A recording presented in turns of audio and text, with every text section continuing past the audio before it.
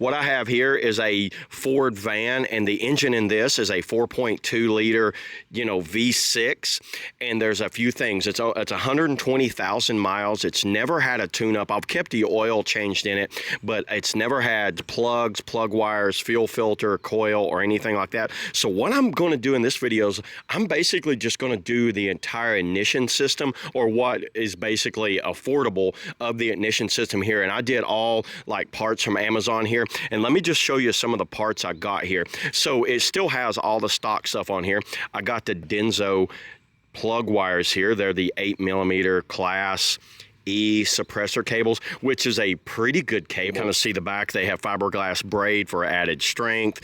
They have carbon, impregnated fiberglass core on the middle. Supposedly gets one of the best firing that you can get as far as a plug wire. But here's the thing I'm most excited about. These are the NGK iridium spark plugs. Now this van currently has the double platinum plugs on there. So let's just kind of like look over the plug itself here. You can see how it's a small little wire. That's basically an iridium wire down there. Very excited to try these things out. So that's one of the major upgrades that hopefully will cure a lot of that low speed misfire and give you better gas mileage and just a better overall running machine. And then I've got the Purelator, fuel filter here, and you can kind of see how a fuel filter goes. You can see that. These are pretty easy. Just kind of bolt on, run the wire, run the tubes on each side. And then over here, since I'm doing all this, I went ahead and got a ignition coil. This is the ignition coil set, but they make a wide variety. This company actually makes a wide variety of ignition coils that you can put on there.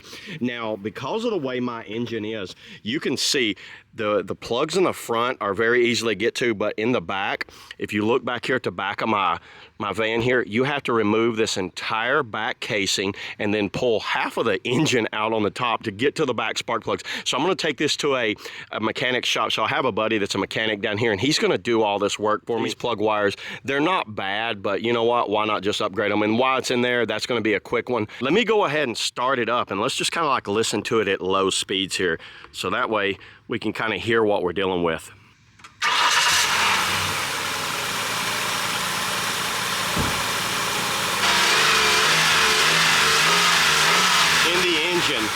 All right, everybody, so I went ahead and replaced everything, and you can I'll show you basically what had to be done. So to replace the plugs and plug wires on this, here's the old ignition coil that came out of here. You can see this is how a Ford, ignition coil looks right here. It mounts back in there. So this thing is mounted way back in there. Really hard time getting one of the plugs out. You can see they had to actually break it and lock onto it to get it out of there because one of the plug wires had seized on it. This is why you want to change right at about 100,000 miles. I'm at 120,000 miles on this van right here.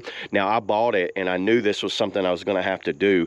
And when you take them out, you want to look at your plug. These are the original plugs that came in the van. You can see how the gap has increased, especially on that one right there. The gap is a lot bigger on there, and I think that's where my slight misfire and power loss was coming from, was that plug. They actually don't look bad. It looks like it's running a little lean, but I don't see, the plug doesn't look bad. It's not like completely fouled out and all that. And the fuel filter is on. It's on the bottom. I'm not going to crawl up under it and do that. Let me go ahead and start this thing up, and let's see how it starts and what it sounds like.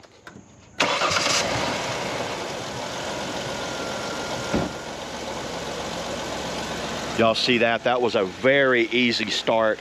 Just one turn. A smite. It seems like it starts cleaner, and it definitely runs more efficiently. I have been driving it, for about 2 days now. The engine sounds really good. Any vehicle that starts getting up over 100,000 miles, these are things I think you should do on these older type vehicles to keep them running efficiently. The next upgrade that I'm going to do is struts and shocks on this thing, and then that'll be the last kind of upgrade I do for a while.